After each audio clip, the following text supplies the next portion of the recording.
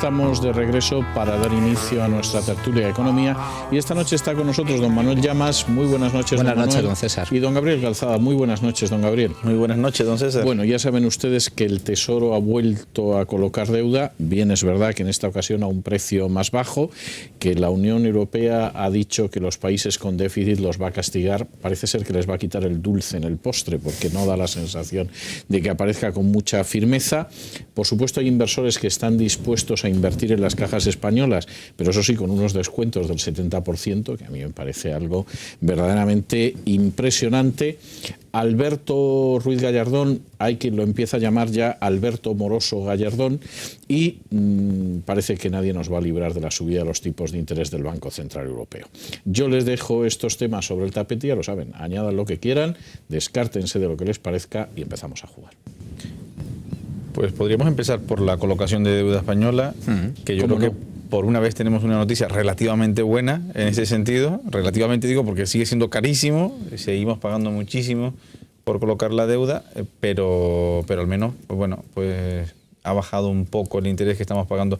Y sobre todo yo lo que creo que es interesante es ir a las causas de por qué ha aflojado un poco. Y creo que están detrás de las declaraciones de los últimos 2-3 días del gobierno, de la cumbre europea, diciendo que va a hacer reformas pues, en la negociación colectiva, que va a hacer reformas en salariales, vamos, de establecimiento de salarios, y que va a hacer reformas en general de productividad, ¿no?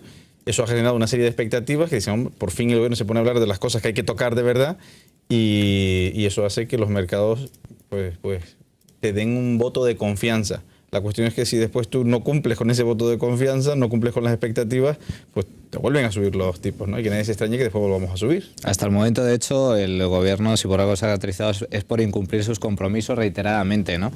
Eso sí, salvo Manu Militari de Merkel y la Unión Europea, en caso de que, bueno, pues para que se ajuste y haga las reformas que necesita. De todas formas, aparte de esos nuevos anuncios de reformas prometidas, de promesas de reformas, yo creo que también subyace un tema de fondo, que es las discusiones que se vienen realizando estos últimos días en Bruselas, en el Ecofin, no solo por el pacto, esto que han llamado pacto por el euro, que yo creo que es todo lo contrario, sino sobre todo por el hecho de que al parecer han alcanzado un principio de acuerdo para ampliar y flexibilizar el famoso fondo rescate, de tal forma que, aunque se decidirá en la cumbre de finales del mes de marzo, si hay un principio de acuerdo para que se amplíe ese fondo, esa capacidad de préstamos de los 200 y pico mil millones a los 400 y pico mil, lo que es la parte que corresponde a la Unión Europea, y al mismo tiempo flexibilizar la utilización del fondo. ¿Eso qué significa? Pues que el fondo directamente sustituye al Banco Central Europeo en la compra de deuda pública de países en problemas. Eso, evidentemente, pues relaja mucho a los inversores, sabiendo que, bueno, pues en caso de que España haya problemas, pues va a contar, mamá Merkel está va a contar con el respaldo de la mano Alemania. en la cartera de los alemanes. Efectivamente, en sustitución del Banco Central Europeo. Yo creo que eso es una de las claves para explicar la reducción de los tipos de interés que hemos observado en la subasta de hoy. Finalmente veremos en qué queda y veremos si finalmente se aplica esta ampliación del fondo, porque lo que es evidente es que Merkel hoy por hoy está sometida a durísimas presiones para no ampliar ese fondo. Desde que empezaron las reuniones hace meses ya, para ampliar el fondo, ha habido muchos momentos en los que se ha especulado que se llegaba a un acuerdo y hasta ahora no se ha llegado realmente a ningún acuerdo. Y básicamente no se ha llegado a acuerdo porque Alemania, o dicho de otra forma, la ciudadanía alemana no está muy dispuesta a ampliar el fondo o a votar al político que amplíe el fondo, a no ser que quede muy, muy claro el que país que incumpla con los criterios de estabilidad, pues país que se le sanciona de forma dura y severa, ¿no? Incluso, decían las encuestas en Alemania, que expulsando de la Unión Europea o expulsando del euro. Eso por ahora no es algo que parezca que esté en las conversaciones ni en el Ecofin ni en ninguna otra comisión de estas que se reúnen en Bruselas a puerta cerrada. Y si eso no llega a ser así, pues parece difícil pensar el que Alemania vaya a ampliar fácilmente el fondo, ¿no? Por un lado, a mí me resulta ciertamente sorprendente el hecho de que bueno, finalmente Alemania dé su brazo a torcer en este asunto, porque, entre otras cosas, Merkel había exigido desde el principio, en un pacto anterior, el pacto inicial, el original que presentó junto con Sarkozy, el llamado Pacto por la Competitividad, exigía precisamente como contrapartida a esa ampliación del fondo sanciones automáticas y muy duras. Y sus aliados, efectivamente, en el gobierno le exigían a Merkel, a su vez, pues que dentro de esas sanciones, se contemplara incluso la expulsión de países. Bien, incluso cambios constitucionales pedía Merkel, ¿no? Exacto, que cada país cambiase su constitución para limitar el déficit y la deuda pública. Modificaciones en la constitución, exacto, para limitar el déficit. De todas formas, bien, eso era lo que había exigido inicialmente, pero es que hoy en Bruselas se ha acordado justo lo contrario, es decir, que las sanciones, va a haber sanciones, en teoría del 0,2% del PIB, unos 2.000 millones de euros en caso de España de que incumpla esas condiciones, lo cual tampoco es mucho dinero, pero es que además no se aplican de forma automática. Se le otorga al Estado en cuestión un plazo de como mínimo 12 meses para poder cumplir, es decir, como que no hay sanciones. Básicamente como estábamos antes, pero poniendo una cantidad... ¿Cómo estábamos antes, además? Es que hay que recordarlo. Ya existe un pacto y una serie de límites, como el Club Euro se fundamenta en dos principios básicos. Cumplir, sobre todo, con el Pacto de Estabilidad y Crecimiento, que establece un déficit público máximo al 3%, deuda pública máxima al 60%. Bien, durante todos estos años se ha incumplido en un total de 97 ocasiones, creo recordar. 97 ocasiones, de las cuales solo un tercio se produjo este incumplimiento en momentos de recesión. Es decir, que muchos países incumplieron incluso creciendo, lo cual es todavía más grave. Por ejemplo, en el caso de Alemania, Alemania cuando tenía Lafontaine de ministro, aquello también era un cachondeo, ¿no? Efectivamente. El famoso Oscar Lafontaine, que era una especie de héroe de la izquierda europea. Yo no me lo explico, porque era un personaje muy nefasto, ¿eh? Pero qué buena imagen tenía. Pues vendía a la opinión pública, pero sin embargo en el ámbito económico pues era realmente lamentable. Y bueno, incumplió ese pacto, incluso y no sucedió absolutamente nada. Estas 97 ocasiones no hubo sanciones, no hubo repercusiones. Bueno, pues lo que se ha acordado hoy en Bruselas es exactamente lo mismo. No va a haber sanciones automáticas. Hay una única diferencia entre lo que se ha acordado ahora en Bruselas y lo que teníamos, y es que antes se decía que se pondría una multa y se reunían y habían reuniones interminables para ver cuál era la multa, y al final la mayor parte de las veces no había multa, no había sanción, y ahora en cambio se dice que la multa será del 0,2% del PIB. Eso sí, se dará de nuevo unos plazos para que estabilices la situación, para que hagas una consolidación fiscal, y si lo consigues, pues en plazo, pues entonces no se te aplica la sanción. Eso desde luego abre la puerta, abre la ventana y abre todo a que volvamos a lo mismo, que volvamos a las andadas y que al final pues no se penalice a casi nadie, ¿no? Y de todas formas luego dentro de este debate sobre la reforma estructural de la Unión Europea, la zona euro y la ampliación del fondo, subyace el tema fundamental. La creación del famoso fondo de rescate se nos vendió en un principio para evitar el efecto contagio. Surge el tema con la crisis griega. El cortafuegos. El cortafuegos, el famoso cortafuegos que hemos visto en todos los titulares de los medios de comunicación. Bien, salta la crisis, bueno, se descubre el pastel, digámoslo así, de Grecia, un pastel en forma de déficit público descomunal. Automáticamente eso se empieza a propagar por toda la zona euro, incluyendo a España, en donde se nos llega a cortar directamente la financiación exterior, con todo lo que ello supone. Finalmente se pone en marcha el fondo. Y el argumento era ese. Esto va a parar en seco la crisis de deuda pública de la zona euro. Bien, Grecia se puso el cortafuego, y el fuego pasaba por encima, por debajo, por el medio. Y de hecho salta Irlanda pocos meses después, Irlanda cae, ahora mismo toda la atención se centra en Portugal. Portugal, por cierto, es uno de los países que están encantados con este acuerdo, precisamente porque se va a ampliar, al igual que Zapatero, también está encantado en que se haya aprobado y que Merkel haya dado su brazo a torcer. Es decir, que finalmente la creación de este fondo no ha evitado que la crisis de deuda pública siga su marcha, entre otras razones porque los mercados no son caprichosos y si la deuda pública de España se encarece es por una razón muy simple, porque tenemos una deuda pública totalmente disparatada, un déficit público muy elevado, unas cuentas públicas muy malas y un agujero financiero que todavía no sabemos cuál es su volumen. Vamos a hacer una pausa publicitaria, pero regresamos enseguida con la continuación de nuestra tertulia de economía.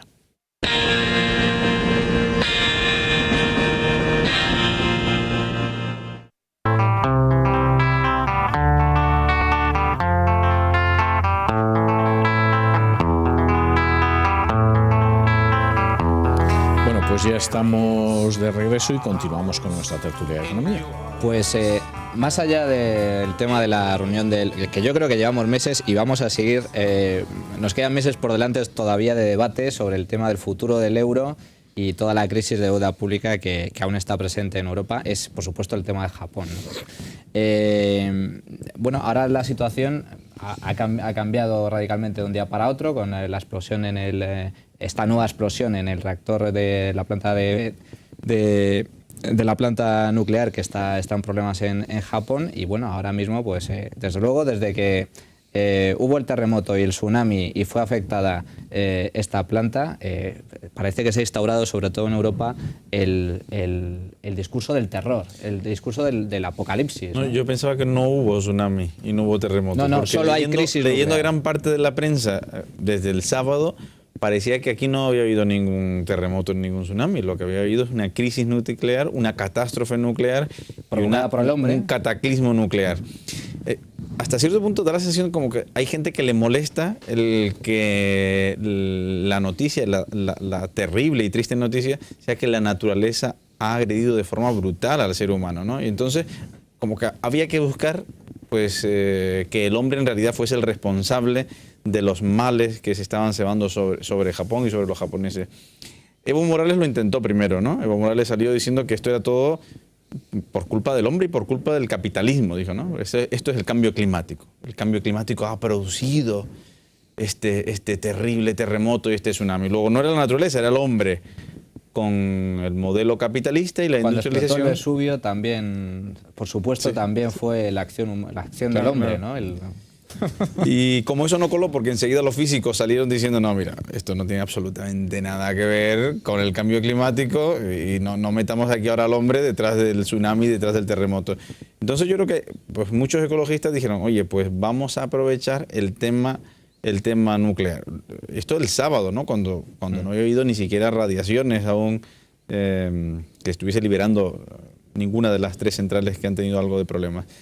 ¿Que hay un incidente nuclear y que puede ser grave? Pues sí, hay un incidente nuclear. Es que ha habido antes un terremoto de escala 9 y ha habido un tsunami que ha pasado por encima, ¿no? Entonces, pues sí, hay un problema y hay un problema grave. Pero grave hay que ponerlo en perspectiva. Si lo ponemos en comparación con el terremoto y el tsunami, por el que han muerto miles de personas, pues a día de hoy, y esperemos, crucemos los dedos y toquemos madera, a día de hoy el problema nuclear es un problema bien pequeño comparado con el problema del terremoto y del tsunami, ¿no? Y lo que sí muestra lo del terremoto y el maremoto es complicado para que lo aproveche la gente de Greenpeace. Claro, bastante complicado. Sí, porque ha sido la naturaleza. ¿Qué subvención sacas tú por un maremoto? Difícil lo van a tener. No, y además el culpable, no hay culpable humano, es un fenómeno natural. Es decir, el culpable en todo caso es la naturaleza, que eso es lo que... La naturaleza gime por la acción del ser es humano. Cierto. Entonces es una reacción, es una reacción consciente de la Tierra, de la madre Tierra. Sí, la Pachamama. La Pachamama a la acción. O la madre Gaia, como ustedes quieran llamarlo, que claro, gime ante la situación de, en fin, lo que estamos haciendo los seres humanos. No, es triste, pero los argumentos ecologetas son esos. Es que pero por supuesto, es así de por simple. eso se lo digo. No, si esto es como las sectas, es decir, una vez que has captado cuál es el corazón de, no voy a decir de su argumentación, de su argumentario, ya es muy fácil pensar como ellos. Es muy fácil y además siempre se cumple ese principio de que los que creen sin razón, no hay razón que les haga dejar de creer. Es decir, todo lo adaptan dentro del pensamiento de la secta. Es algo, en ese sentido, más claro que el agua. Y yo recuerdo un documental que mencionaba esta tarde en el programa de En Casa de Herrero, que se llamaba El Apocalipsis según Greenpeace, donde hacían una descripción de todo lo que iba a pasar en el mundo antes del año 2000, que bueno, lo de los testigos de Jehová es un chiste, ¿eh? Ni una de las previsiones que aparecen en ese documental, hasta donde yo recuerdo, se ha cumplido. Pero una cosa impresionante, o sea, la quiebra de las aseguradoras por la subida del nivel de las aguas, los huracanes que se multiplicaban, unas cosas, o sea, era tremendo. Es más, en un momento determinado, en una dramatización del documental por llamarlo de alguna manera, aparecían unos abuelitos que se ponían un traje antiatómico para sacar a los niños a la calle. Entonces los niños salían forrados de amianto a la calle, jugando como podían en medio de las brumas, en fin, derivadas todas de la energía nuclear, y recordaba los abuelitos una época en que se podía salir a la calle sin traje de amianto. Todo esto para pasar antes del 2000. El documental supongo que lo habrán quemado, lo tendrán escondido en algún refugio antinuclear, por si alguien lo recupera. Yo creo que conservo una copia en VHS que verdaderamente es una de esas cosas que no se te olvidan en la vida. No, eso es una perla que hay que guardar como un tesoro. Pero vamos, de todas formas, lo que es evidente, a mí lo que me sorprende mucho es que la catástrofe natural que ha sufrido Japón, con más de 10.000 muertos, miles de desaparecidos, la economía y el país totalmente arrasado, que es lo terrible. Es decir, la bolsa nipona se ha desplomado hoy no solo por la crisis nuclear. La crisis nuclear evidentemente ha afectado, pero es que se ha paralizado la economía japonesa. Es que la economía japonesa ha sufrido una turbulencia brutal como consecuencia de que toda su industria o gran parte de su industria se ha paralizado y además ha visto muy afectado su sistema energético. Hay que recordar que Japón tiene más de 50 centrales nucleares, 11 han quedado paralizadas, una de ellas con este problema concreto, un problema grave, un problema de riesgo de accidente. Pero, sobre todo, que la paralización de esas 11 centrales, lógicamente, ha caído la producción energética en un país como Japón. Tienen cortes eléctricos importantes. Y además el transporte también se ha visto muy afectado. O sea que la economía, por supuesto que es secundario comparado con la muerte y el sufrimiento de muchísimas personas, pero la economía, las perspectivas son malas a corto y medio plazo. Y si ya eran malas de por sí, antes de que sucediese todo eso, es normal que la bolsa caiga de la forma que ha caído, ¿no? Es normal. Pero volviendo al tema nuclear, desde luego lo que no tiene ningún sentido es que durante el fin de semana, sin que hubiese ninguna fisura en las vasijas, sabiendo que lo más que puede pasar si no hay fisura en la vasija, otra cosa es que después aparezca una fisura en la vasija, pero que la prensa española estuviese hablando de Chernobyl. Esto es Chernobyl. Pues no, mira, esto no es Chernobyl. Bueno, en primer lugar porque Chernobyl, mientras aquello no había sido parado, ya estaba liberando radioactividad a la atmósfera. Eso ya no puede pasar. Quiero decir, esto ya no puede ser un Chernobyl, aunque pueda ser un accidente grave, aunque pueda liberar radioactividad a la atmósfera, no puede ser Chernobyl, porque la central ha sido detenida.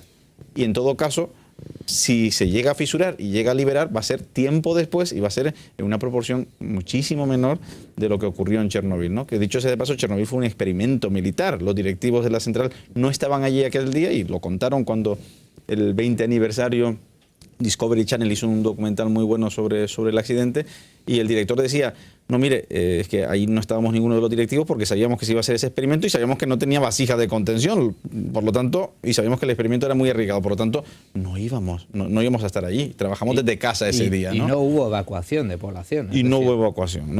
Entre otras cosas. Sí, es que no tiene Pero prácticamente nada que ver. Recuerde usted que, como nos ha descubierto hace apenas unas semanas Santiago Carrillo, en la Unión Soviética había un régimen capitalista. Nos lo estuvieron ocultando 3/4 de siglo. Es más, todos estábamos convencidos de que aquel era un país de socialismo real, era la patria del socialismo. Pues eran capitalistas, mire usted por dónde. Bueno, a lo mejor confunde industrializado con capitalista. Desde luego, él no pensaba que aquello era capitalismo cuando... Bueno, ahora sí lo piensa después de la desaparición.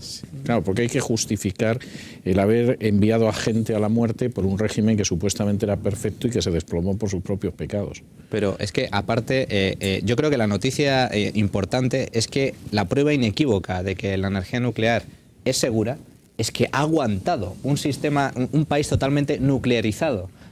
Un terremoto de escala 9. La central no estaba preparada, o sea, no estaba diseñada para un terremoto como este y mucho menos para un tsunami detrás del terremoto. Ha soportado un terremoto 5 veces superior para el que estaba proyectada la central, lo cual es, impresionante la capacidad de resistencia de las centrales nucleares niponas. Y luego, efectivamente, si ha fallado, y el problema concreto de esta planta es que se pusieron en marcha todos los mecanismos de seguridad. Se paralizó el funcionamiento de la planta. Automáticamente entraron en funcionamiento los sistemas de refrigeración. Pero ¿qué pasa? En el momento en el que entraron en funcionamiento esos sistemas, automáticamente llegó la gran ola y fue lo que provocó que se paralizara esa refrigeración. Hay una cuestión interesante, es el paralelismo con el Katrina, ¿no? El Katrina, cuando pasa el huracán, no causa unos daños, no causa unos estragos muy grandes. Lo que ocurre es que las bombas, el bombeo, que tenía cientos de estaciones de bombeo en la ciudad de Nueva Orleans, una vez les llega agua, dejan de funcionar. Y en el momento que tienes paralizadas todas las bombas, pues hay un paralelismo claro con lo que está sucediendo en Japón. Y es que cuando llega el agua, pues el sistema de refrigeración empieza a verse afectado, a fallar. ¿no? O sea que yo creo que eso, ahí sí claramente hay un problema de diseño. Yo creo que, y espero que a partir de ahora pues se corrija para siempre ese sistema de diseño. Pero estoy totalmente de acuerdo contigo en que lo que muestra este accidente, toda esta sucesión de eventos encadenados, fallo tras fallo.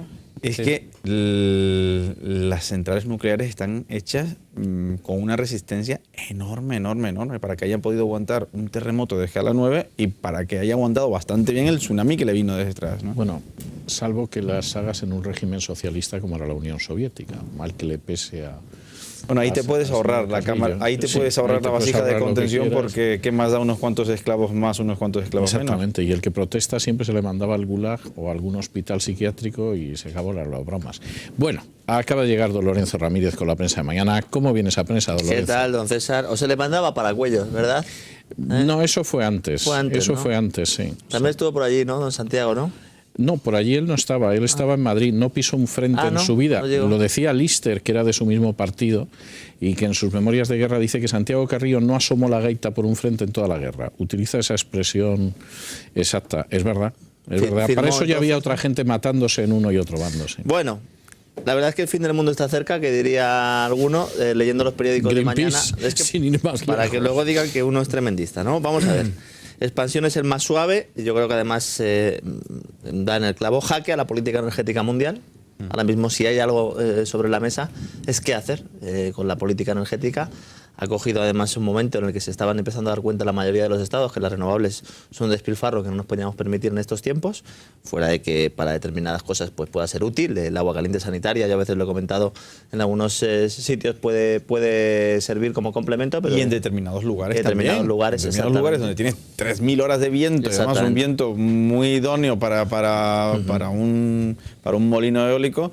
Pues claro, fantástico. Lo que no tiene ningún sentido es tratar de producir el 20-30% de tu energía con este tipo de fuentes que resulta que en realidad solo tienen unos nichos muy determinados. Lo digo porque algunas veces se piensa que nosotros aquí no hemos demonizado nunca las energías renovables. Lo que pasa es que consideramos que la política energética del gobierno con respecto a las renovables no es la más adecuada. Esa sí la hemos demonizado, la política energética sí que la El Economista, el caos nuclear japonés enfría la recuperación y contagia las bolsas. Enfría la recuperación, se entiende, la recuperación mundial. Es un mensaje que también estoy leyendo últimamente. No sé, hombre, como ya ha dicho Geithner, el secretario del Tesoro de Estados Unidos, a Estados Unidos le puede afectar si Japón se pusiera a vender bonos. Es el segundo tenedor de deuda pública norteamericana. Estaban un poco preocupados por eso en el día de hoy y sobre todo por la pérdida que puede tener de potencia el hecho de que la economía nipona se detenga o por lo menos paralice su actividad durante un tiempo. Y conocíamos además que precisamente uno de los problemas que tienen es el suministro energético, y sin suministro energético es muy difícil seguir produciendo, ¿no? Además, yo supongo que las próximas horas, en los próximos días, habrá problemas graves de salud pública. Cuando hay un terremoto hay problemas también con el almacenamiento de aguas. Va a ser un país devastado y por lo tanto tendrá que recuperarse. Bueno, un keynesiano diría que esto es bueno, ¿no? Es que lo terrible de eso es que yo he leído cosas al respecto y me parece impresionante. Lo que ha supuesto este terremoto es una pérdida brutal de capital. Es decir, es una destrucción en toda regla. Se han destruido infraestructuras, industrias, un país paralizado, una economía paralizada con grandísimas pérdidas económicas. Y el capital más importante que hay, que como bien decía Julian Simon, el ser humano es el capital más importante. El último recurso, el más importante de todos, es el ser humano. Y aún así hay algunos que defienden que es bueno. No, los keynesianos dicen esto es fantástico porque va a generar trabajo. Claro, ahora hay que esto es una tragedia humana, pero Ahora será después, bueno para la economía. Visto así, Podríamos será bueno para- destruir claro. la humanidad periódicamente y empezábamos otra vez a Por fin, reconstruir. Bueno, hay por quien fin defiende Japón va a salir de la recesión en la que lleva 20 años, es lo que Hay, piensan hay los algunos que keynesianos, ¿no? intentan lo que usted acaba de decir, don César, destruir la humanidad Es un periódicamente. negocio bárbaro, la destruimos periódicamente, Exactamente. la volvemos a reconstruir. Es más, posiblemente si la destruimos mucho, ni siquiera habrá máquinas y entonces habrá trabajo para todos, ¿eh? claro. Con instrumentos primitivos, que es el sueño de los ludistas, grandes antecesores de los actuales ecologetas. En fin, si la estupidez humana es cíclica. Es ¿eh? cíclica. Bueno, no sé si es cíclica o es continua.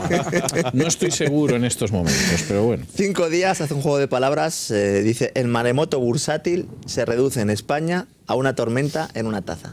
¿Qué les parece? ¿Qué poetas? Me parece que está... ¿Pero ese es el Es desde luego un titular de poesía. ¿Ese o sea, es un- muy, ese es muy el hilado. título? Ese es el título. Eso es muy hilado. Aunque nos dicen que... Don Lorenzo, repita ese título, por favor. El maremoto bursátil, no me ponga usted ojitos, don Gabriel. El maremoto bursátil se reduce en España a una tormenta en una taza. Claro. ¿Y esto lo dice? Esto lo dice 5 días en su edición digital Bueno, a todo trapo. Además, Conmovido estoy. ¿eh? Sí. Conmovido Y luego relacionado con esto, pues la Reserva Federal, que supongo que ahí sí tendrán ustedes algo que comentar, mantiene los tipos de interés entre el 0 y el 0,25%, ni Bien. asomo de una subida, dicen que se va a mantener durante un periodo prolongado, se mantiene el plan de estímulo, creo que Manuel Llamas los va contando, es el único español que sabe cuántos llevan ya, creo que van por el Quantitative Easing 3. Ahora, esa es la... Sí. Hilando con lo que comentaba don Lorenzo justo antes en el titular, creo que era de... comentaba antes que creo que lo señalaba el economista, que claro, que Estados Unidos, Gaynor, el secretario del Tesoro estadounidense, Lo decía que señalan bueno, todos, sí. que esperemos que Japón no venda deuda pública. Eso es lo de menos. La cuestión no es esa, la cuestión es que el Banco Central de Estados Unidos, la Reserva Federal, siga comprando la deuda pública que emite la administración Obama. Ese es el quantitative Ese es el easing, gran problema. y ese es el gran debate que está ahora sobre la mesa, porque es cierto que Japón es el segundo mayor acreedor de Estados Unidos después de China, pero es que el primero ya es la Reserva Federal, es decir, el señor Bernanke. A ver, un momento. El Japón es el segundo acreedor, el tercer acreedor de Estados Unidos. Sí. Esto lo han hecho los americanos. Esto lo han hecho los americanos. Alguna cosa, algún submarino que ha hecho algo también. en el Pacífico y esto lo han Eso hecho es algo los muy americanos. habitual también en el discurso de Lo los cual ha ecologistas. provocado los gemidos incontenibles de la Pachamama y la cosa terminó en un maremoto y en un terremoto. Todo tiene explicación. Todo, no cabe la menor duda. Solo que lo que explica todo en realidad no explica nada, como todo el mundo sabe. O sea, cualquier sistema que explica todo, al final es porque no sirve para explicar nada. Pues que se lo cuenten a don Juan Carlos I, que dirán ustedes, bueno, y don Juan Carlos I que Exactamente, tiene que ver ahí en todo me esto? ha desconcertado. ¿eh? El rey aborda con Fernández Ordóñez y Manuel Campa la situación económica y las reformas del sistema bancario. Hoy han estado explicándole al rey cuáles han sido las reformas. El calendario es el siguiente. Hoy le planteaban al rey las reformas financieras. Por cierto, creo que estará disfrutando de esa maravillosa cinta para correr, que cuesta 14.000 euros. Y sobre la que no se ha podido hoy realizar una pregunta en el Congreso. Exactamente. No sé por qué, pero bueno, en fin. Bueno, es tremendo. 14.000 euros es lo que vale mi coche. Bien, Ignacio Fernández Tocho. Sí, pero usted no es el rey, infeliz. Claro. Continúe con la prensa económica de mañana. Por muchos años, don César. Tojo Bien. y Méndez se reunirán con Zapatero el día 23. Ayer decíamos que se iba a reunir Zapatero con los empresarios el día 24 y planteaba el señor Cabrillo, bueno, con quien hay que reunirse con los sindicatos, que al final son los que van a decidir. Pues efectivamente, el día 23 se reúne con los sindicatos. Todo esto para explicarles lo que se decidirá en la famosa cumbre del 24 de marzo, donde se va a aprobar un nuevo paquete, o por lo menos nos van a vender un nuevo paquete de reformas de España a cumplir en 12 meses. Yo me temo que nos van a meter un paquete, que no es lo mismo, pero en fin, es una manera de verlo. Bueno, hasta aquí hemos llegado, don Manuel, don Gabriel, don Lorenzo. Muchas gracias, muy buenas noches. Muy buenas y noches. en fin, si quieren ustedes enterarse de algo sobre la energía nuclear con rigor y seriedad, quédense para después de la pausa publicitaria, porque de ese tema vamos a hablar con nuestra invitada.